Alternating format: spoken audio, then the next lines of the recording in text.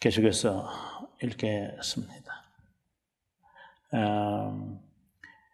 교황 알렉산더 3세가 소집한 로마 종교회의에 참석했던 왈도파들을 보았다. 그들은 단순히 무식하였기 때문에 그들의 창립자의 이름을 따르고 있었는데, 이제 여기에서 힌트를 찾아야 돼. 창립자의 이름을 따르고 있었는데, 창립자인 왈도는 론강 유역에 있는 리옹의 시민이었다. 그전에는 이분이 언제 태어나고 어디서 활동했는지 모르는데, 이제 이 종교 재판자들이 이제 이런 글을 쓰니까 우리가 이제 알게 되어지는 거예요. 그들은 교황에게 고대 그 지역의 언어로 쓰인 책을 제출했는데, 그 안에는 시편의 주석과 신구약 성경의 많은 책들의 주석이 있었다고 한다. 야, 정말 놀랍죠, 여러분. 이거는 그 종교 재판자들이 쓴 내용들이에요. 예. 성경 번역이 되지도 않는 가운데 자국으로 이미 성경이 주석까지 번역이 되어가지고 교부들의 책까지 되어 있는 이것을 이때 당시에 사람들이 어떻게 받아들였을까요? 그 제레미 초스가 이제 1400년에 죽잖아요. 초스 잘 아시죠? 그 캔터베리에 그 책을 쓰신 분인데 1400년에 이분이 이제 죽는데, 이분의 당시에 캔터베리의 테일즈, 캔터베리의 이야기라고 하는 책에 보면은 그게 120가지의 이야기가 있는데 남아있는 건 별로 없죠. 근데 그 안에 내용에 당시에 영국 교회의 적나라한 모습, 뭐 사회상도 있고 정치도 있고 성직자들의 삶도 있고 교인들의 삶도 있고 뭐 여러 가지의 이야기들이 이제 순례자들이 이렇게 이야기하다가 나오는데, 거기에서 초스가 이런 말을 해요. 이때 당시입니다. 15세기입니다, 여러분. 성직자들 대부분이 이렇게 말해요. 이 사람이 하는 말. 대부분이 주기도문이 뭐지 이거? 그렇게 하는 거예요. 주기도문이 뭐지? 이걸 못 외우는 사람은 뭐 속칭으로 좀 과장하면 수두룩하고, 예, 주기도문을 뭔지도 모르는 사람, 이걸 아예 외우거나 하는 것은, 가르치거나 하는 것은 아예 없어요. 그 정도로 당시에 자국으로 되어 있지 않았기 때문에, 그래서 형상과 재미로 하는 거예요. 재미로. 그렇죠. 행사, 재미, 쿵쿵대고 이렇게 해야 사람들이 이것에 대한 궁금증을 없애버릴 거니까. 근데 벌써 이보다도 훨씬 200년 전에 이 사람들이 시편 주석, 복음서 번역된 교부들의 글을 프랑스 말로, 독일 말로 해가지고 들고 읽고 복음을 선포하면 이 무식하고 무지한 이 성직자들이 그걸 알아먹었겠어요, 이게? 이거 못 견디는 거죠. 저놈들 죽여버려야 돼, 저거 이단이 앉아, 이런 식으로 해서 결국은 어려움을 당하는 당시의 상황인 것이죠. 그 다음에 1184년, 좀 고우예요. 맵스의 묘사는 계속해서 그 종교회에서 다음과 같은 말이 이어진다. 성부 하나님을 너희들이 믿느냐? 예, 우리 믿습니다. 성자 하나님을 믿느냐? 예, 믿습니다. 성령 하나님을 믿느냐? 예, 믿습니다. 그러면 그리스도의 어머니를 믿느냐? 예, 그렇습니다. 그러니까 큰 웃음소리를 내면서 스콜라 철학에 의하면 믿는다라는 것은 성삼위일체에게만 적용되지 라고 하면서 막 비웃고 시시닥거리고 그러면서 에이, 이 무식한 놈들아 떠나라! 이렇게 해서 이들을 이제 수도회로 허락해달라고 이제 왔는데 추방시켜버려서 너희들은 이 무지하기 때문에 여기에 있을 수 없다. 이래서 추방을 당했습니다. 네. 1184년에 베로나 종교회의에서 왈도파를 가리켜 휴밀리아티, 가난한 자라는 이름으로 칭하게 되어졌다. 그러니까 왈도파라는 이름이 아니고 당시에는 리옹의 가난한 자들이라고 명명이 되어졌다, 이 말입니다. 황제명에 따라서 교황 루키우스 3세는 그들을 공식적으로 정죄하고 그를 따르는 자들을 출교시켰다. 카타르, 앞서 제가 카타르 이단이라고 했는데 카타르와 팔라틴저와 같은 단체로 분류했다. 종교재판자였던 아우거스 브루크의 데이빗은 리옹에 가난한 사람들의 종파와 비슷한 자들은 경건의 외모를 추앙하면서 할수록 위험하게 될 것이다. 그들의 삶의 지침은 외형적 모습으로 겸손하고 겸허하게 보이지만 교만이 그 안에 가득 차 있다고 혹평했다. 그들은 경건한 자라고 스스로 말하지만 우리는 외모에 관심을 갖는 사람보다 낫다고 하지만 이런 이단자들은 사악하게 외식으로 가득 차 있다고 했다. 1190년 나봉과 그 외 지역에서 논쟁에 참석했는데 그들의 주던 제목은 감독 허락 없이 복음을 전파하는 것과 교회적 권위를 거역하는 것. 교리적으로 잘못한 걸 말하는 게 아니라 너 왜 허락 안 받고 했어? 이제 그거예요, 그냥. 예, 가장 무서운 죄가 괘씸죄잖아요. 예, 이게 제가 볼 때는 세상에서 가장 무서운 게 이 죄 같아요. 제가 만든 한글이에요. 괘씸죄가 아니라 괘씸죄. 이게 가장 무서운 죄 같아요. 제가 한국 와서 제가 살면서 느껴지는 거예요. 우리는 한번 잘못 보이면 무덤에 갈 때까지 이게 묻어가는 거예요. 정말 무서운 세상, 저는 사는 것 같아요. 그래서 이 죄만큼 안 범해야 되는데, 이 죄가 얼마나 큰지 모르겠죠. 죄에서. 이제 왈도파는 종교 재판의 대상이 될 뿐만 아니라 핍박의 대상이 됐다. 그래서 끔찍한 학살을 이제 당하기 시작합니다. 이제 말을 안 들으면 이제 고집불통이니까 저 고집불통을 이제 없애려면 어떻게 하느냐, 죽여버려야 되니까. 예수 그리스도를 죽이는 것도 마찬가지잖아요. 저거 죽여버리자, 저거 이제 이렇게 되어지는 것입니다. 자, 이런 핍박을 받는 동안 왈도파는 북부 프랑스와 보헤미아까지 이르게 되었다. 이 핍박을 받으면서 가니까 제가 우리 지도를 좀 한번 보여주시면 좋겠는데, 간사님, 제가 2개 있는 지도가 있는데 그 2개를 다 보여주시면 좋을 것 같아요. 제가 지도를 보면 이들이 어떻게 퍼져 있었는지 한번 볼까요? 예, 감사합니다. 예. 이게 보시면은 지금 우리가 여러분들이 여행 가는 장소가 피에몬트 레인이잖아요. 여기 알프스 산맥이거든요. 여기 산맥이고요. 예. 근데 요 지역만 지금은 있지만 핍박을 받으면서 이분들이 어디까지 확대되었는가를 보시면 알아요. 여기 보면 피카디라고 있죠. 이 피카디가 바로요. 피카디가 요 위에잖아요. 파리 바로 위에 있거든요. 칼빈이 요 지역에서 태어납니다. 칼빈의 고향이 느와용이지만 느와용의 그 타운이 바로 피카디입니다. 그리고 요 피카디의 프랑스 종교개혁의 최초의 순교자인 장 클라르크가 여기에 모우라는 데가 있는데 M-A-U-X 영어가 아닌데 예, 프랑스어로 모우, 이 모우 지역이 있습니다. 이 모우 지역이 프랑스의 비텐베르크라고 할 정도입니다. 자, 그렇다면 칼빈이 여기서 나중에 이제 태어나지만 여러분, 칼빈과 왈도파를 제외시킬 수 있을까요? 좀 더 이야기해 볼까요? 칼빈 선생의 사촌형이 올리베 땅입니다. 올리베 땅이란. 그분이 성경을 프랑스어로 번역해요. 1536년에. 그분이 바로 왈도파예요. 사촌형이 왈도파인데 칼빈이 자신이 왈도파라고 말은 안 해도 그렇지. 왈도와 관련이 없을까요? 더 나아가서 자기의 그 후계자가 바로 디오도르 베짜잖아요. 베짜가 바로 왈도파입니다. 칼빈이 27살 난 칼빈을 데리고 같이 목회하자고 했던 기욤 파렐, 20살이 많은 파렐이 바로 왈도파입니다.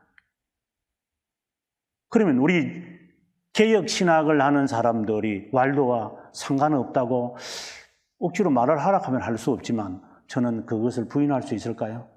개혁 신앙을 하는 사람들의 주위에는 왈도파들이 둘러싸여 있었는데 왜 우리의 뿌리를 왈도를 제외하고 건너뛰려고 그러는 거예요? 피카디리. 그 다음에 플로방스, 이거 남쪽이거든요. 여기 그 다음에 여러분 아다시피 구엔, 그 다음에 카스코비, 그 다음에 피렌체, 그 다음에 이거 랑거덕, 여기 이제 알비파의 십자군 운동할 때 여기서 많이 죽었어요. 그러니까 이쪽 지역에 왈도가 살았다라고 보셔야 됩니다. 롬바르디, 시칠리아, 칼라브리아, 달마치아, 그 다음에 보헤미아, 모라비아, 독일, 네덜란드, 메츠, 영국의 켄트 지역,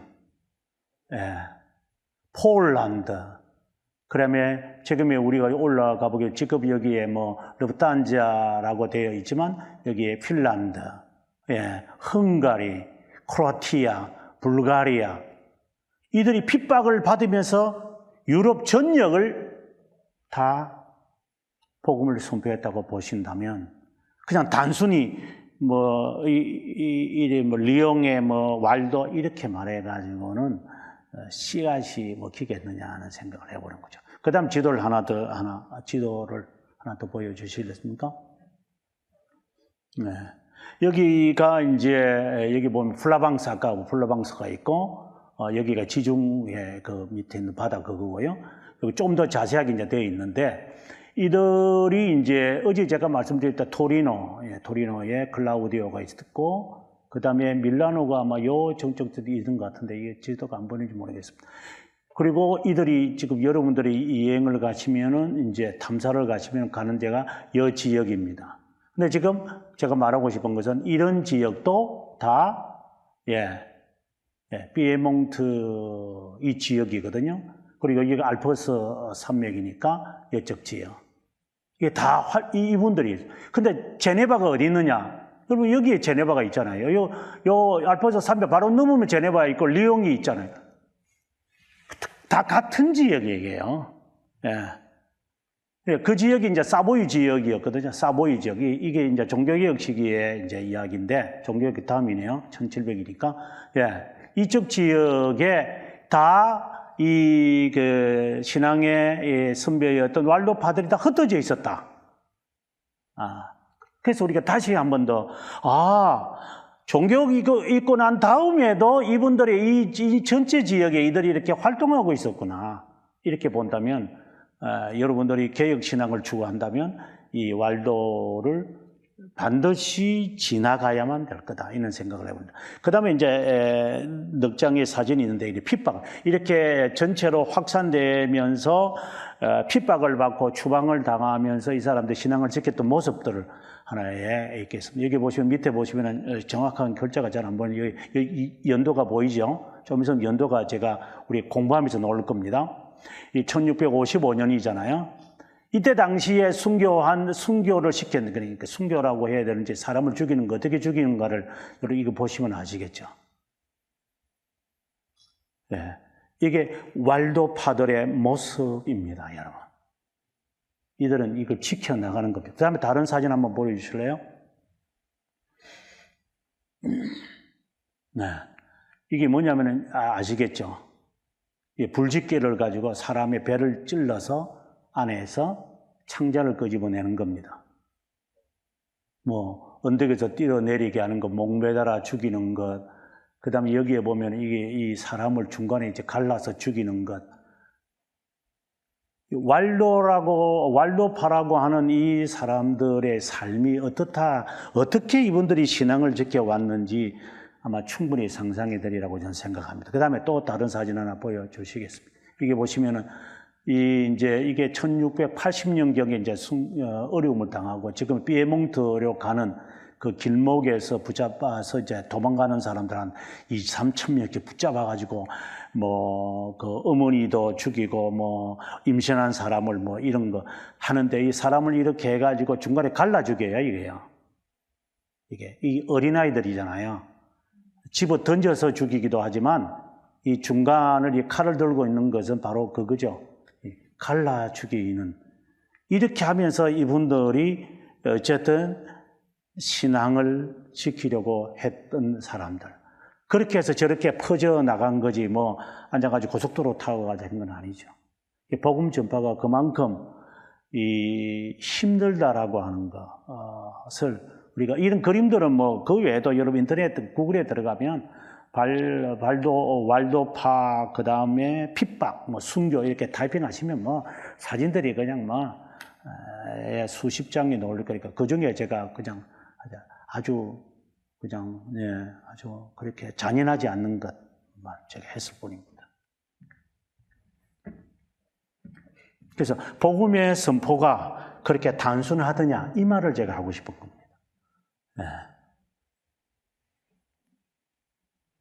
뭐 기왕 나왔으니까 하나만 더 연거 올라놓으면 왈도파와는 상관이 없습니다만은 뭐 직접적인 상관은 없죠. 1498년에 사보나롤라라고 하는 사람이 이제 그 피렌체에서 이제 화형을 당해 죽어요. 화형을 당해 죽는데 로만 가톨릭이 이 사람이 이제 하도 이제 바른 말을 많이 하니까 이 사람을 죽이려고 할 때 훈제해서 죽이잖아요. 위에 매달아 놓고 이제 밑에서 밤새도록 그 다음 날에도 계속해서 살이 익어가는 것을 보면서 피렌체 사람들에게 외치는 거예요. 제발 나를 죽여달라고. 복음 선포하는 것이 이런 대가 없이 뭐 그렇다고 제가 뭐 대가 치렀습니다 이런 말을 하는 게 아니라 우리 그런 각오가 되어야 되지 않을까? 그냥 간단하게 앉아가 주여 삼창한다고 해서 되는 걸까요? 그렇게 쉽게 복음 전파를 받다고 한다면 제가 볼 때는 그거는 영광의 신앙을 추구하는 사람이지 십자가 신앙은 추구하는 사람들 아니죠. 그 다음에 계속해서 한번 읽어보도록 하겠습니다. 둘째 줄입니다. 한편 롬바르디 지역에서 그들은 이미 새롭고 조성되고 같은 정신을 소유한 슈밀라티를 만났다. 그러니까 왈도라고 하는 사람 파가 있었고 그 다음에 또 다른 슈밀라티라는 사람들이 또 만났다 이렇게 되어집니다. 이들은 왈도의 지도력을 수용했고 후대에 가서 프란체스코의 제3의 수도회를 위한 모본을 제공한 것처럼 여겨진다. 이제 이 부분을 좀 더 공부하시려면 밑에 각주 56번을 보시면, 54번을 보시면 아마 자세하게 되어 있다고 제가 봤습니다. 핍박을 받는 그들은 점점 비밀 예배를 개인의 가정에서 드리게 되었고, 모인 그들을 위한 순방하는 설교자들 이제 바르바라고 하는 사람, 이 지도자들을 바르바라고 해서요. 이 바르비 뭐 이렇게도 합니다만은 이 바르바 이것은 뜻이 뭐냐 하면 엉클이라는 뜻입니다. 아저씨. 보통 이제 선교 단체들을 보면은 이제 목사님이 이렇게 할 수는 없으니까 목사가 아니니까 이제 목자 뭐 이런 말을 하고 여러분들 어떻게 쓰는지는 모르겠지만 이제 또 다른 대칭에 할 수 있는 단어를 썼겠죠. 근데 이들은 이제 바르비 이제 이런 바르비는 복수고요. 바르바 설교자들을 그렇게 불렀습니다. 12세기 말에 메쩌 지역 독일입니다. 수많은 왈도파가 있었는데 그들은 번역된 성경을 가졌다. 1192년 아라곤, 이거는 이제 스페인입니다. 알폰소 2세는 스페인에서 왈도파에 대한 칙령을 내리기도 했다. 그들은 프랑스, 이탈리아, 오스트리아 그 외의 나라에도 널리 퍼져 나갔기 때문이다. 1209년 이노센트 3세는 플로방스의 알비파에 의한 십자군의 원정을 보내면서 그 지역에 살고 있었던 왈도파도 같이 다 죽여버리라고. 그래서 이때 당시에 밑에 이제 각주를 한번 보시면요. 1318년에 종교재판장이었던 구이가 왈도파를 심의했는데 1316년에 되어서야 한 명의 왈도파가 무기징역을 살았고 다른 한 명이 화형에 당했다. 하지만 3년 후 26명의 왈도파가 무기징역을 당하고 3명이 화형을 당했다고 한다. 헨리 리아라고 하는 사람이 나오죠. 요거는 좀 밑줄을 그어주시면 좋겠어요. 종교재판에 관해서는 이 세상에서 리아만큼 잘 쓴 책은 없습니다. 이게 헨리, 혹시 종교재판에도 궁금하시면 인터넷에 들어가시면 이게 다운로드 다 받을 수 있어요. History of Inquisition. 이 책에 종교재판과 관련되어지는, 이게 왈도파도 들어갑니다만, 이 책 안에 다 있습니다. 그러니까 2000년 동안에 종교 재판에 순교당하는 이야기, 원본, 이런 것들 이 안에 다 있으니까 나중에 책을 한번 보시면 연구나 궁금하시면 보시면 됩니다. 드디어 루이 14세. 이 친구는 지금 참 나중에 아마 어디 있는가 한번 점검하고 싶어요. 루이 이 친구는 어제도 말씀드렸지만 이게 퐁텐블루라고 하는 퐁텐블루 이 칙령을 내려가지고 1598년에 내렸던 낭떠 칙령, 이 종교의 자유, 낭떠 칙령을 종교의 프랑스에 있는 개혁 신학을 하는 위그노라고 그래요. 주로 우리가 위그노라고 그러는데 휴거. 여러분 이 이야기는 아시겠지만 휘거노라고 하는 이 사람들에게 종교의 자유를 주기로 하자 이랬는데 1685년에 이 친구가 이것을 없애버려요. 그러면서 수많은 그 위그노들이 이제 외국으로 다 추방을 당해요. 어제 제가 말씀드렸죠. 약 22만 명에서 최하가 22만 명에서 9만 명까지다. 온 세상으로 거의 다 뻗어나가는 그러한 일을 하는 이 친구예요. 이 루이 14세가. 그래서 나중에 경제공황에 와가지고 이제 어려움을 겪게 되어지죠. 위그노들이 없어지고 그 덕분에 이제 네덜란드는 이제 상업의 발전이 일어나서 이제 영국이 침략하고 하는 그 땅, 스페인이 침략을 해서 땅을 차지하는 거 하나하나 네덜란드가 조금 하면 다 삼켜버리는 거. 그 네덜란드가 삼켰던 그 땅을 영국이 가가지고 또 다 빼먹고 아주 재미있는 역사의 이야기가 따라 있습니다만 루이 14세에 이르게 되어지면 그 다음에 내용이 나옵니다. 어디 읽다가 그만뒀죠? 줄을 까먹어버렸다. 줄을 한참 읽다가 보니 줄을 까먹어버렸어요. 몇째 줄에 있습니까? 각주에 있었던 거네, 그죠? 각주에 있었지, 그죠? 위에 찾으니까 왜 안 보여서 각주 57번 죄송합니다.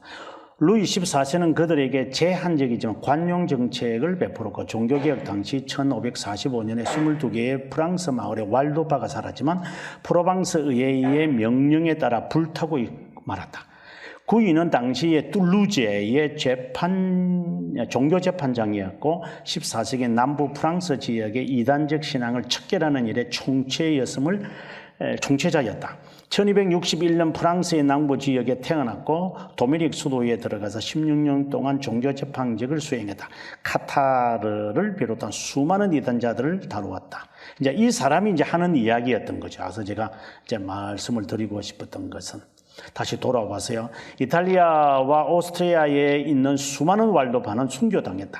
앞서 잠깐 그림들을 우리가 봤습니다만은 꼬띠앙의 알프스에서 그들은 15세기까지 직접적인 방해를 받지 않고 살다가 남부 지역의 칼라브리아, 앞서 제가 지도에서 보여드렸는데 이주하며 살았다. 독일과 오스트리아로 피신한 왈도파는 이탈리아와 프랑스에서와는 다른 양상을 가졌다. 다시 말하면 다른 분리자들과 복음주의 운동에 영향을 주었던 것이다. 그것이 하나 가운데 하나가 앞서 말씀드렸던 얀 후스를 생각하시면 됩니다. 계속하여 확산되어 가다가 왈도파는 퀘닉스부르크라든가 슈텐티나라든가 슈바비아라든가 폴란드, 바바리아, 보헤미아, 파사우 이런 지역으로 뻗어나갔다. 그래서 앞서 제가 지도에서 보여드렸던 겁니다. 지금까지의 왈도파는 세 지역에 따라 분류될 수 있는데 프랑스의 리옹에 가난한 사람들, 이탈리아의 롬바르드에 가난한 사람들, 그리고 오스트리아의 왈도파 등 보통 이제 이렇게 뻗어나가는 사람들 다 왈도파라고 하지 않고 이렇게 사람들은 분류하고 있다 이렇게 말하고 있는 겁니다. 그 다음에 왈도파를 양쪽의 단체로 했는데 11페이지가 보면 프랑스의 왈도파, 즉 리옹의 가난한 사람들과 이탈리아의 왈도파로 나누는다. 근데 여기에 이탈리아의 왈도파는요, 우리가 지금 바라볼 때는 자유신학이라고 생각하시면 좋아요. 그래서 여러분들이 지금 남부에 있는 이탈리아의 왈도파와 그다음에 북부에 있는 왈도파는 좀 성격이 조금 다르게 나타나. 그 남부의 왈도파의 영향을 받은 자가 바로 프란체스코라고 생각하시면 되는 거예요. 좀 더 내려가서 그 다음 패라그라프로 갑시다. 1260년 그들은 벌써 42개의 교구가 성장했다. 파사우 지역 사제에 의하면 롬바르드, 프로방스 그 외에도 이단자들은 신학자들만 아니라 학교들도 장악했을 뿐 더 나아가서 수많은 청종들이 그들을 따르고 있었다. 그들은 공개적으로 논쟁했으며 사람들과 시장 광장이나 들판으로 불러들였다. 그러다가 1380년에 로마 교황 클레멘트 7세는 종교재판자인 수도사들을 보내 이단자들을 척결하는 명령을 내렸다. 왈도파가 누렸던 어느 정도의 평화가 깨어졌다. 13년 후 230명의 사람이 화형에 당했다. 1400년 겨울 핍박이 점점 확대되어져 많은 왈도파의 가족들은 높은 고지로 피신할 수밖에 없었다. 그것이 지금이 말하는 피에몽트 지역으로 이제 점점 피신해 가는 거예요. 사람들이 못 쫓아오도록. 그래서 기록에 의하면 가다가 많이 얼어서 죽어요. 이 알프스가 본래 이제 만년설이 있는 지역이다 보니까 가다가 사람들 많이 죽고 굶어서 죽고 앞서 말씀드린 잡혀서 죽고 좀 더 지나면 이제 그 언덕에서 한 2,000명, 3,000명을 집어 던져가지고 죽여버리고 그래가지고 이 쌓여가지고 그 쌓여진 그 높이가 언덕에서 떨어진 그 높이와 별 차이가 없을 정도로 계속 집어 던지니까 한 2,000~3,000명은 막 위에 산에서 그냥 언덕에서 집어 던져가지고 그냥 사람을 박살내서 죽여버렸죠. 이렇게 함부로 말하면 안 되는데 그분들 앞에 정말 죄송한 이야기인데. 그러자 1487년에 이노첸초 8세는 프랑스 왕 샤를 9세와 세보이가 이제 지금의 이제 밀라노 알프스지 알프스 산맥 전체, 토리노도 마찬가지고 제네바 이런 전체 제네바 레이크 이 전체를 다 장악하고 있는 그 가문이었어요. 저희 나라의 김씨 가문이 우리 조선 말기를 장악했던 것처럼 이 사람들을 생각하시면 될 것 같습니다. 이제 이들을 부추겨서 이제 끄레모나와 함께 18,000명의 십자군을 골짜기로 보내서 공격하겠다. 피에몽트에 살고 있는 왈도파는 치명적인 피해를 입었다. 정말. 그리고 중세 말기 1530년 이제 종교개혁이 있고 난 다음입니다.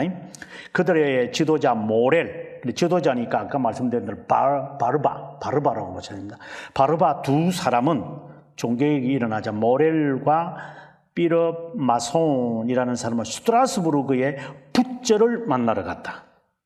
이게 이제 종교개혁, 개혁신학을 하는 사람들과의 관련을, 직접적으로 이제 관련을 우리가 가질 수가 있는 좋은 이야기를 나오기 시작합니다.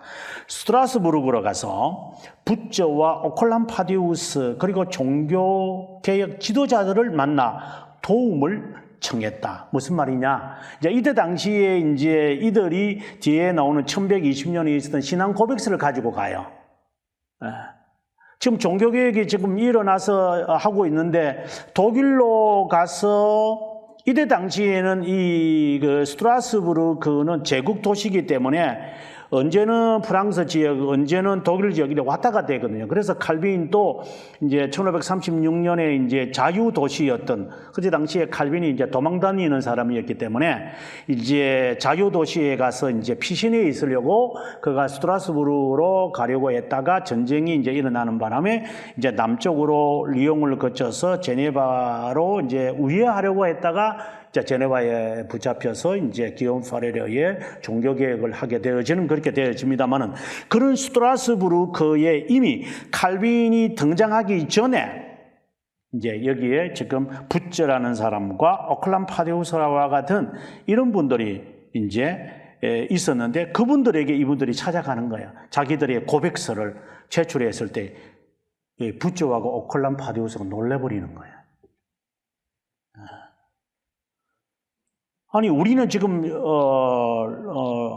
로마 가톨릭으로 평생 있다가 개혁을 해야 되겠다고 해서 이제 개혁을 했는데 당신들은 수백 년 동안 한 300년 동안 이것을 고수하고 있었느냐고. 그때 이 부조와 오클람 파디오스의 마음이 어땠을까요? 나중에 칼빈이 부조의 초청을 받아서 1538년에 4월에 이제 스트라스부르크로 가거든요. 이제 추방을 당했으니까. 거기서 3년간 있어요. 그러면 이분의 그들의 이야기를 듣지 않았을까요?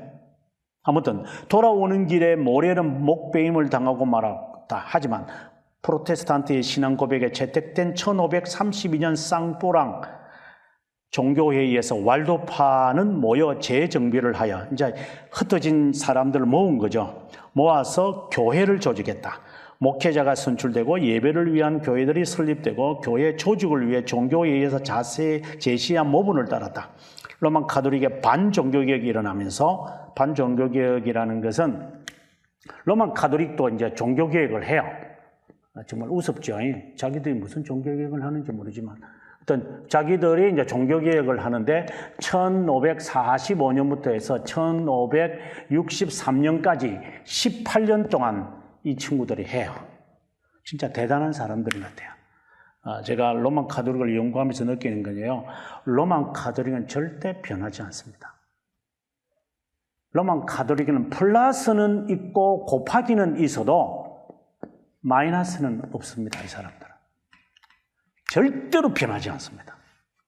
더합니다. 더해서 이 본래 갖고 있는 이것에 더해서 발전한 것, 변화되는 것처럼 보일 뿐 절대로 이 사람들은 안 변합니다. 그래서 아까 말씀드린 대로 이 사람들의 역사는요, 거짓말이지만 끝까지 보존해 갑니다. 근데 우리는 그런 것은 없죠. 프로테스탄트는 역사관이 약하잖아요. 좀 죄송한 이야기지만 여러분 교회 신앙생활을 지금까지 하셨지만 교회사 제대로 교회에서 들어보셨어요? 예화하는 이야기만 들어보셨죠. 체계적으로 교회사가 어떻다라는 것에 대한 이 역사적 해석을 2000년 동안의 이야기를 아마 신학을 이제 여기서 공부하시는 분들은 모르겠지만 그렇지 않은 분들은 아마 안 들어서 봤을 거예요. 그만큼 우리는 약해요.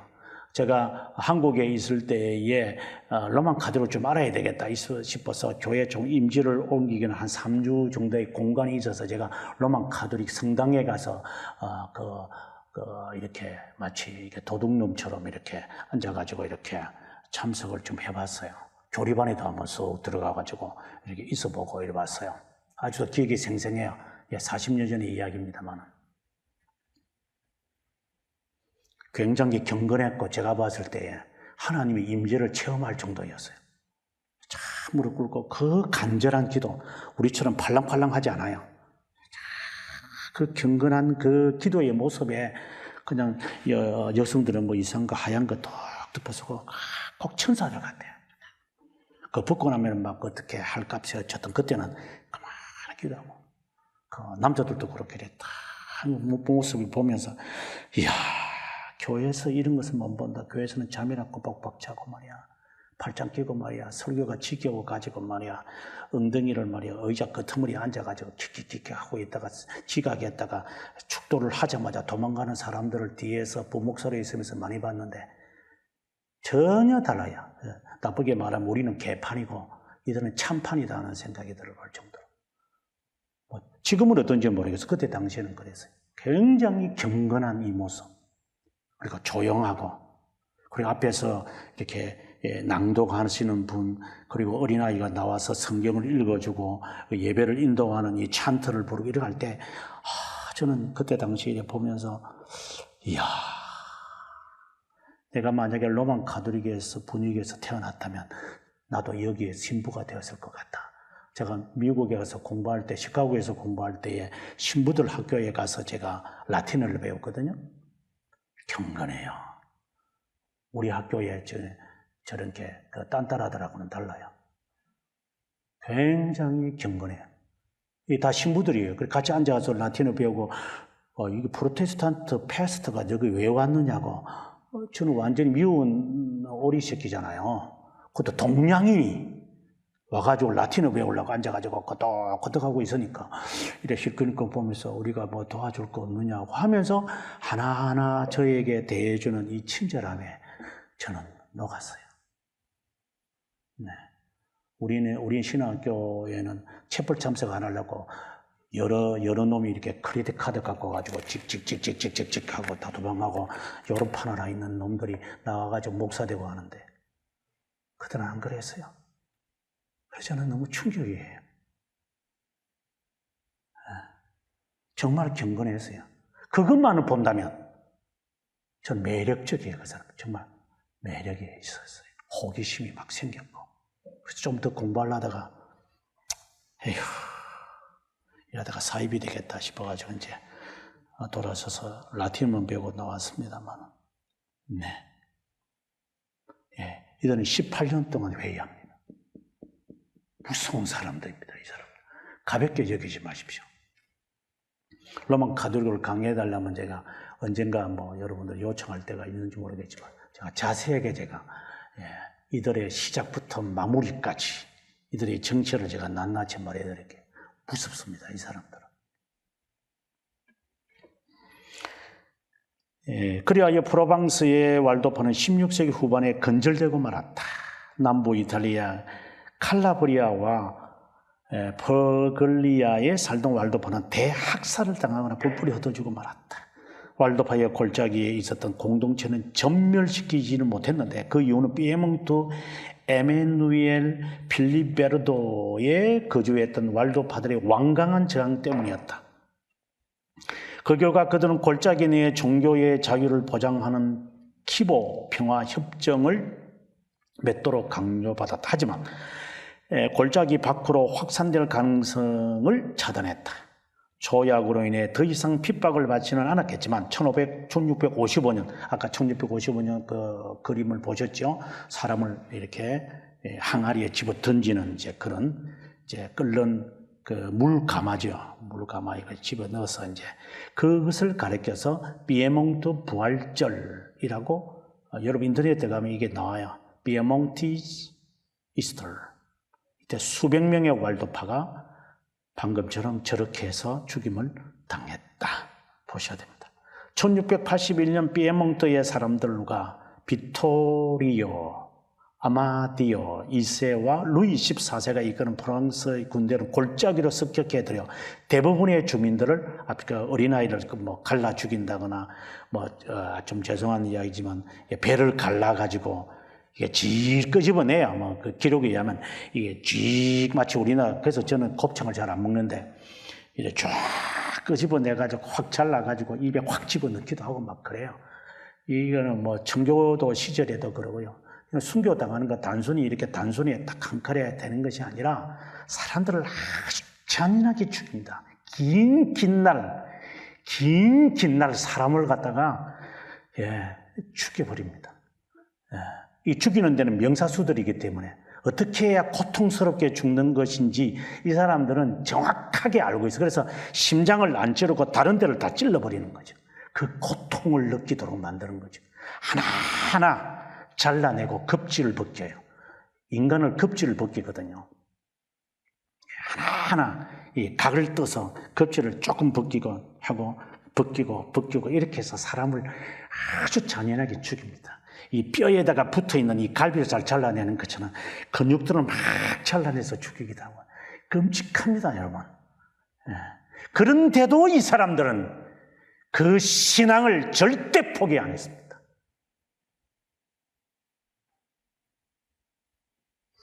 몇 명이나 살아남을는지 모르겠지만 근데 이들은 살아남은 것 같아요.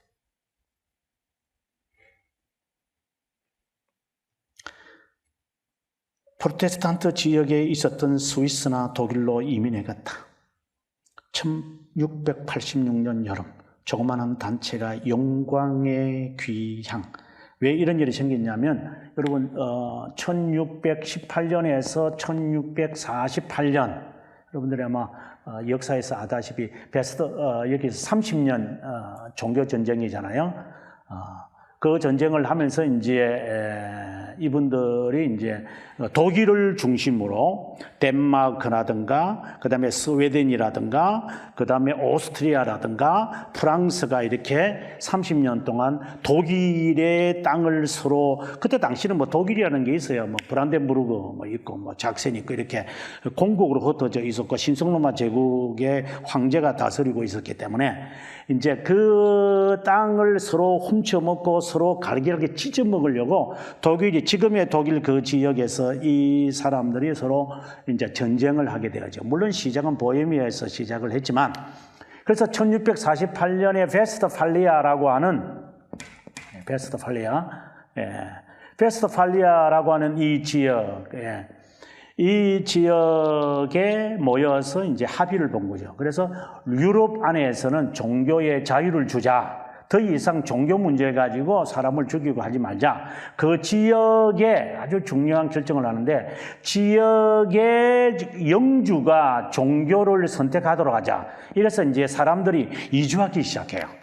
내가 살아있는 지역에 갑자기 프로테스탄트가 돼버리니까 로만 가톨릭 사람들은 못 살지요. 그래서 이주해서 가고, 막 사람들이 막 옮겨지기 시작을 하는 그런 영향이 1648년 이후부터 이제 일어나기 시작한 거예요. 그러는 가운데 이들이 이제 고향으로 이제 하나하나씩 모이면서 영광의 귀향이라고 해서 지금의 우리가 잘 알고 있는 그 지역으로 오게 되어졌고, 1690년에 피에몬트 정부와 조약을 맺어 비교적 평화롭고 안전한 삶을 살 수 있었다. 계몽주의와 프랑스 혁명, 나폴레옹 시기 동안의 모든 종교 신앙 속에 교리적 본질을 흔들어 놓는 가운데서라도 왈도파는 19세기 초 갱신된 종교적 헌신을 가져왔다. 1848년 사보이 가문에 의해 공포된 레데 비텐티로 인해 마침내 왈도파도 활동의 자유와 시민의 자유를 했다. 이게 무슨 말이냐면 1848년, 그러니까 이때 종교 자유를 얻어가지고 200년 동안요, 이분들은 이탈리아 사람들이 학교를 안 보내요. 이 사람들이 종교의 자유는 주겠다. 그러나 취직도 못하고 학교도 못 다니게 만들고 시민권을 안 주니까, 투표권도 없이. 그러니까 그들만이 살아갈 수밖에 없는 그 골짜기에서 이 사람들이 그렇게 살아가야 돼요. 이 사람들. 그래서 그게 지금도 가보면은 그 지역에 대학교가 있어요. 칼리지라고. 발렌시안 칼리지가 있어요. 자기들이 이제 공부시키는 거예요. 왜? 혜택들이 없으니까. 그러다가 이제 1848년에 마침내 시민권을 얻게 되어졌다. 그래서 이탈리아인이면서 이탈리아인이 아닌 사람들, 이런 이제 정말 오랜 세월을